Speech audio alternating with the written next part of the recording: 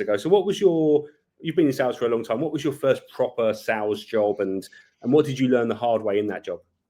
Sure. Well, bar kind of working in restaurants and hospitality when I was a teenager, my first actual sales job was as a recruitment consultant.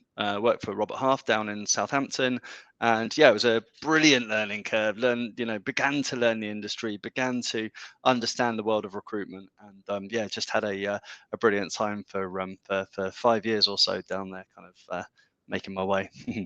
So you fell into recruitment like everyone, right? You didn't think, I want to be a recruiter when I'm older.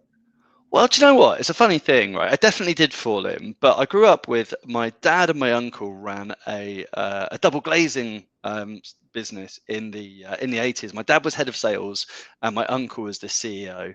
And it was a small, kind of really well known and regarded business.